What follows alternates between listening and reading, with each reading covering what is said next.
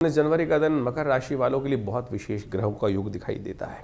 उस दिन माघ के महीने का शुक्ल पक्ष आरंभ हो रहा है, प्रतिपदा तिथि है और साथ साथ गुप्त नवरात्रि आरंभ हो रही है। ग्रह नक्षत्रों के दृष्टिकोण से ग्रहों ने एक परिवर्तन की नई चाह चली है। जो पंचग्रही योग आपकी राशि में बनकर तैयार हो रहा है, ये कहीं ना कहीं आपके लिए नेगेटिव नहीं है, बहुत पॉजिटिव योग बनाता दिखाई दे रहा है।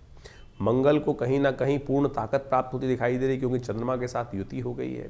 बुध शुक्र कहीं ना कहीं आपकी राशि के दृष्टिकोण से एक नई दोस्ती का योग बनाने के लिए उद्धृत होते दिखाई दे रहे हैं। नए संपर्कों में इजाफा होने के योग बनते दिखाई दे रहे हैं।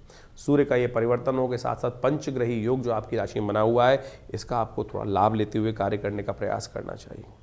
गुप्त नवरात्रि आरंभ हो रहे हैं। या देवी सर्वभूतेषु बुद्धि रूपेण संस्थिता नमस्तस्यै नमस्तस्यै नमस्तस्यै नमो नमः, इस मंत्र का भगवती का ध्यान करते हुए पूजन करने का प्रयास करें और आपकी राशि के दृष्टिकोण से अच्छा रहेगा कि माँ भगवती को आप लाल वस्त्र अर्पित करने का प्रयास करें। गुप्त नवरात्रि के पहले दिवस ये कार्य करना आपके लिए बड़ा कल्याणकारी योग बनाएगा। गुप्त नवरात्रि आरंभ हो रही है 19 तारीख से। माघ मास की प्रतिपदा से गुप्त नवरात्रि आरंभ होती है। आमतौर पर चैत्र और अश्विन की नवरात्रि जो है लोग जगत पूछते आए हैं, लेकिन गुप्त नवरात्रियों को भूल जाते हैं। गुप्त नवरात्रि गुप्त रूप से अपनी मनोकामनाओं की पूर्ति के लिए बड़ी अद्भुत मानी जाती हैं।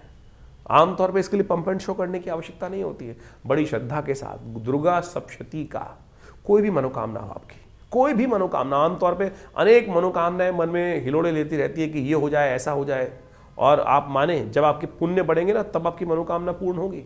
चाहे तो इस जन्म में किए हुए पुण्य हो या पूर्व जन्म में किए हुए पुण्य हो, लेकिन पूर्व जन्म तो हमको याद नहीं रहता है।